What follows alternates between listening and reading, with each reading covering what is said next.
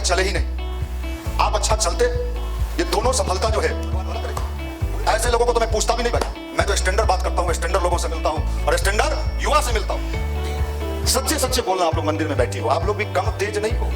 आप सोचते हो ये सब तो है, ये सब पकड़ा जाता है, आप लोग पकड़ाती भी नहीं हो। लेकिन हम एक्सपर्ट लोग हैं। अगर बुरे कर्म करने का भी आपको मन है, इच्छा है, तो हम भी बेगूर जेल में जाएं, 6 महीना बंद रहें, हम निकले।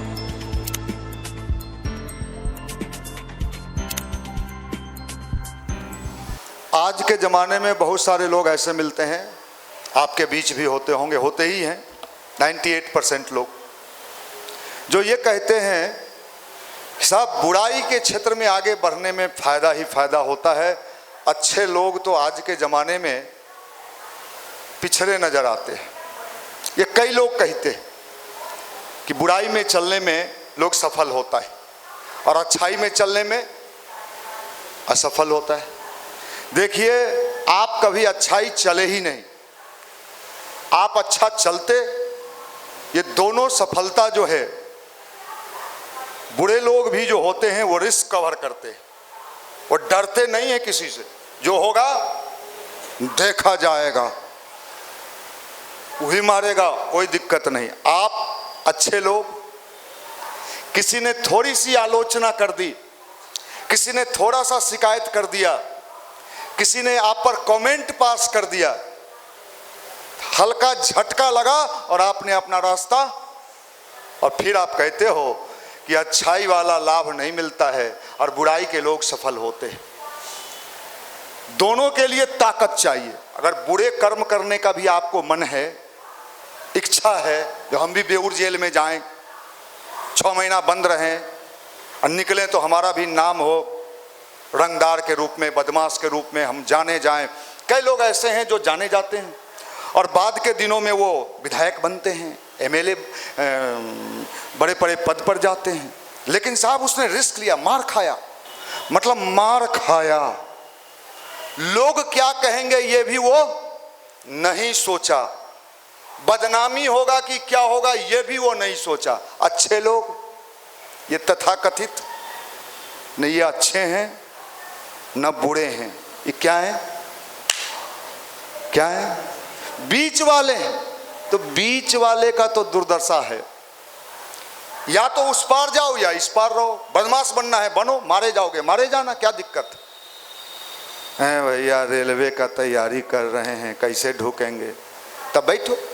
ये अध्यात्म यही है, अध्यात्म यही है भाई। देखो, रिस्क रावण ने भी लिया और रिस्क उसका भाई, सहोदर भाई, दोनों एक लॉज में रहता था, साथ तैयारी करता था यूपीएससी का।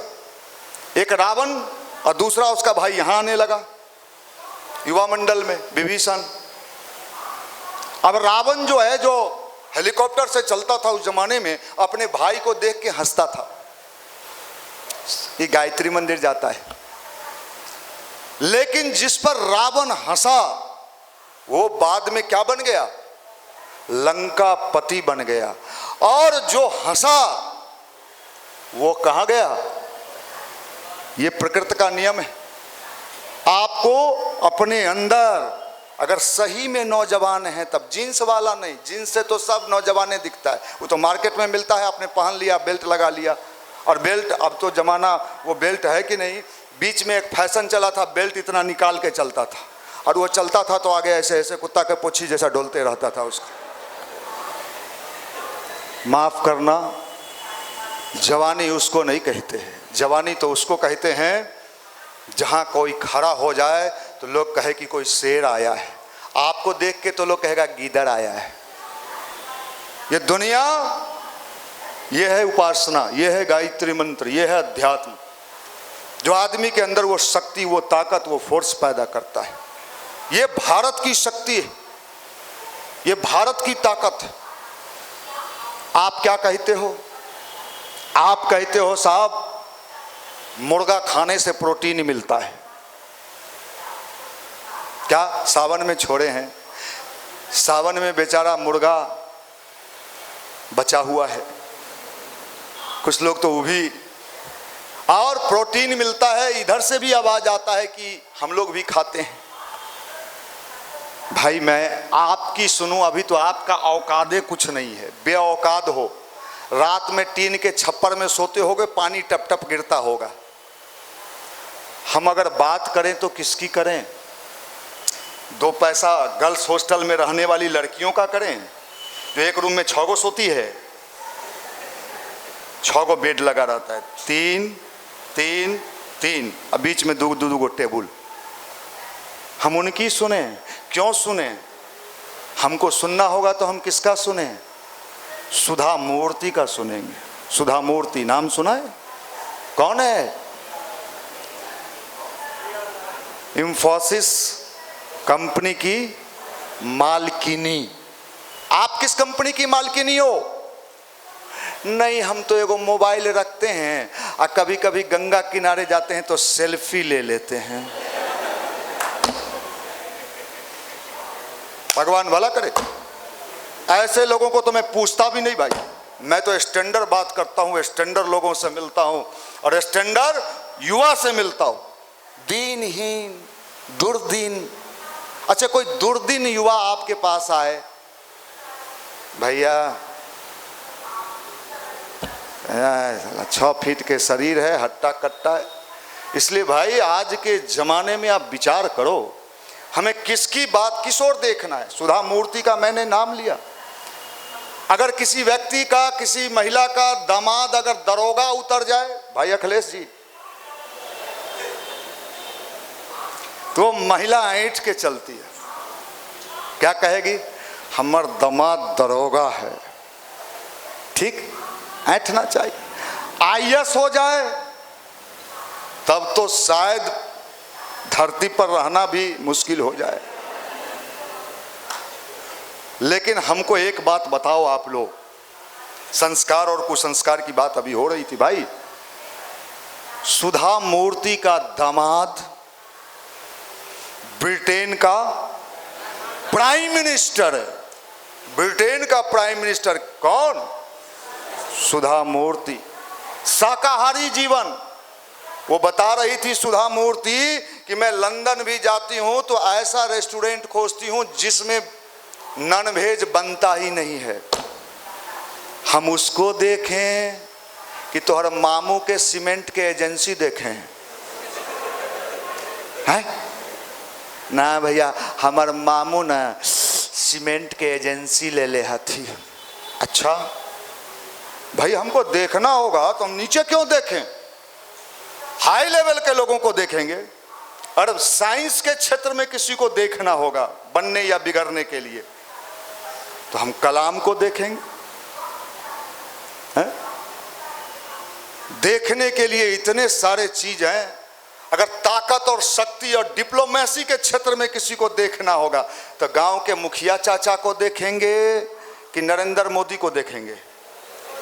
अरे देखना होगा तो भारत के प्रधानमंत्री को देखेंगे। क्या देखेंगे साहब? अभी अमेरिका गए थे प्रधानमंत्री, और साहब ताकत किसको कहते हैं ये देखो। आप कहते हो नहीं, अगर हम कैम्ब्रिज से पढ़ेंगे ना तो हमारा बड़ा वैल्यू होगा। प्रधानमंत्री कैम्ब्रिज से नहीं पढ़े और अमेरिका गए तो वहां के राष्ट्रपति और राष्ट्रपत्नी। अब देखो साहब, अरे इसको अध्यात्म कहते हैं, आप किसको अध्यात्म कहते हैं? ना हम तो अध्यात्म कहते हैं ना, कल सोमवारी है, अब भोला पर 1 लोटा उछल देंगे। भोला जाने, भगवान भला करे, भगवान भला करे, माफ करिएगा। और राष्ट्रपति जी के पत्नी के लिए क्या लेके गए गिफ्ट में प्रधानमंत्री? ये डिप्लोमैट। देखिए, महिलाएं ज्वेलरी को बड़ी पसंद करती हैं, उनका नेचर होता है, कमजोरी होता है। किसी भी महिला को कहो सोना के दुकान पर चलोगी, चलेगी। मैं सही बताता हूं, घर घर की कहानी है भाई। हंसते क्यों? सब घर की तो यही दुर्दशा है। सोना चांदी पे होता है, भगवान सबको अलग अलग भेजा। और वो जानते हुए हम सोचते थे कि अमेरिका के राष्ट्रपति के पत्नी को इस सब का वैल्यू नहीं होगा, लेकिन मोदी जी हम लोग उससे ज्यादा आगे निकल गए। प्रधानमंत्री जी, वो उसके लिए उनके लिए क्या लेके गए? हीरे का हीरा लेके गए, और वो तुरंत मैंने देखा हीरा लेके कहीं लगा ली अपने अंगुली में। वो ये साहब, ये आध्यात्मिक शक्ति इसको कहते हैं। लोगों को समझने की बारीक से बारीक कैपेसिटी विकसित हो जाती है। वैज्ञानिक कौन बनता है? वैज्ञानिक कौन बनता है? वैज्ञानिक बनता है रात में खिचड़ी खाए। माफ करना भाई, माफ करना। क्या करेंगे कूड़ा बटोर के? युवा के नाम पर कूड़ा कौन खरीदेगा भाई? लोग कहते हैं कि भारत युवाओं का देश है। युवा किसको कहते हैं? युवा उसको कहते हैं 4 साल से फॉर्म भर रहे हैं, 7 गो कोचिंग किए हैं, अभी तक कुछ हुआ नहीं है। एगो मास्टरी वाला था, बीएड कर लेने के बाद अंतिम वह उपाय था, उसमें ढुक जाते थे तो सरकार उसको भी रोक लगा दी कि नहीं ढुक सकता है, बीपीएससी करो। ये दीनहीन युवा लेके भारत क्या करेगा? मैं चारों तरफ देखता हूं गली। मैं कल 2 जिला के दौरा पर था भाई मेरे, मैं थकता नहीं हूं, और मुझे जब कोई काम नहीं मिलता है तो मुझे बड़ा गुस्सा आता है। कल मैं 2 जिला के, निशांत जी भी थे, प्रिंस जी भी थे और लोग थे, शेखपुरा और नवादा मीटिंग था साहब। मैंने वहां भी युवाओं को देखा, जीन्स टाइट, बेल्ट टाइट, सब टाइट, लेकिन भीतर से बेचारे लोग लूज हैं, उनको कोई हवा देने वाला नहीं। युवाओं के भीतर तो ऐसी चिनगारी हो, चिनगारी, कि अगर हल्का भी हवा दें, आपका क्या है भैया, हमारा तो सब राख हो गया है, चिनगारी बचाई। हवा देते रहिए, कोई फर्क नहीं पड़ता है। हमने कहा उपासना करो, ध्यान करो, गायत्री मंत्र करो। आपने क्या किया? कोई रूम में आया चोर उचक्का, लफुआ, झोला छाप, जिसके मामू के पान का दुकान है, और आपको देखा और आप पर हंस दिया। वो हंस दिया, आपने छोड़ दिया। आपका औकात यही है, आपका औकात यही है।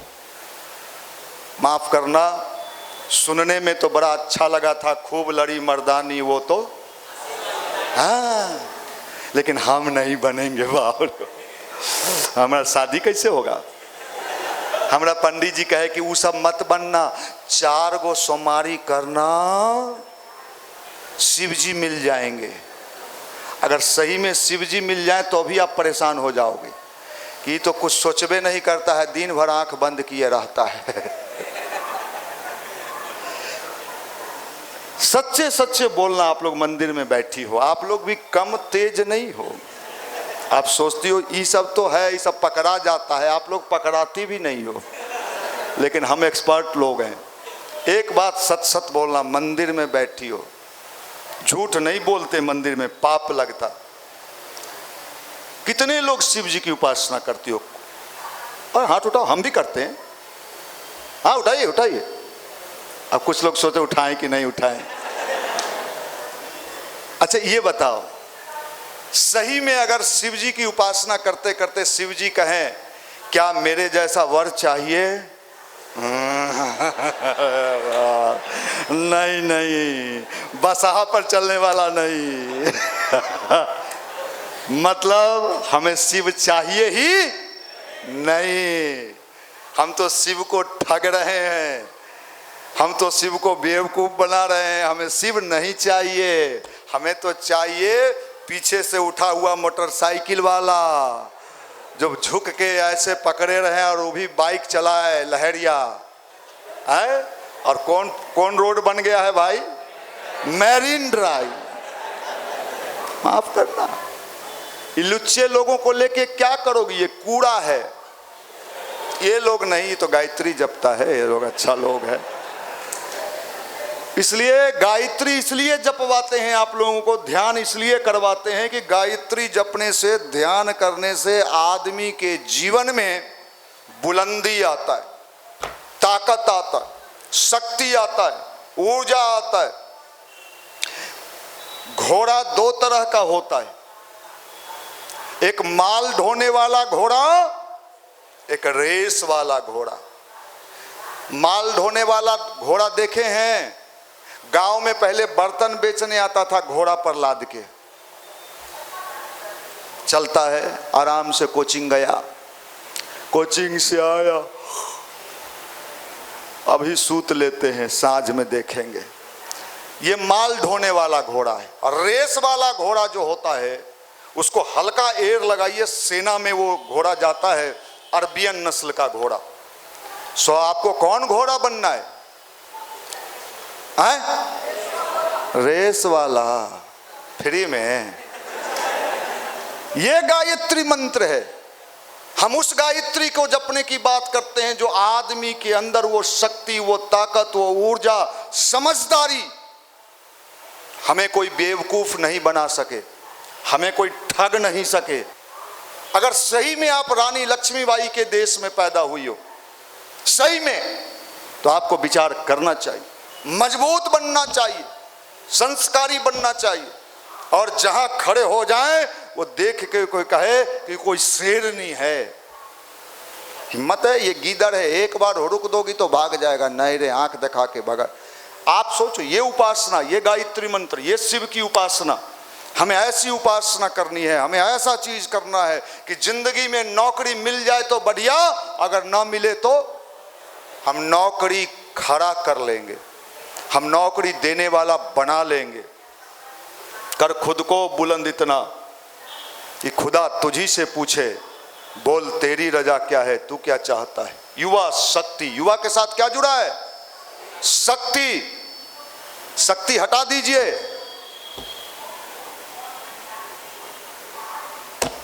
कोई वैल्यू नहीं, कोई मतलब नहीं बनता है शक्तिहीन युवा। इसलिए शक्ति, शक्ति की उपासना, गायत्री मंत्र की उपासना, ध्यान, अच्छे विचार। जब आप अच्छे राह पे चलेंगे तो क्या होगा? शुरू में, ध्यान से सुनिए, शुरू में बहुत सारे लोग आपको बुरा बनाने का प्रयास करेंगे। परीक्षा यहीं से शुरू होता है। आपको भटकाने की कोशिश करेंगे, गलत राह पे ले। परसों मैं गायत्री मंदिर में बैठा था, एक लड़का आया जो CISF में बेंगलोर एयरपोर्ट पर, अभी उसका पोस्टिंग है, इंस्पेक्टर है वो। चेहरा से मैं पहचान रहा था, लेकिन वो आया मेरे पास, कहा भैया युवा मंडल में हम उस अवस्था में जुड़े जब टीनेजर्स होता है जिसमें भटकाव का उम्र होता है, और मैं युवा मंडल में जुड़ गया, भटकाव मेरा रुक गया, और मैं आज बेंगलोर एयरपोर्ट पर, मैंने तो उसे कहा कि भैया आज तुम आओ, तो बोला भैया आज घर जाना है, नहीं तो हम आते। बेंगलोर एयरपोर्ट पर वो लड़का इंस्पेक्टर है CISF में। तो हमने देखा है हजारों लड़कों का जीवन यहाँ आने से बना है, उनके जीवन में परिवर्तन आया है, वो सफल हुए हैं और अपने जीवन का एक मुकाम हासिल किए। भैया आज घर जाना है, नहीं तो हम आते। बेंगलोर एयरपोर्ट पर वो लड़का इंस्पेक्टर है CISF में। तो हमने देखा है हजारों लड़कों का जीवन यहाँ आने से बना है, उनके जीवन में परिवर्तन आया है, वो सफल हुए हैं और अपने जीवन का एक मुकाम हासिल किए।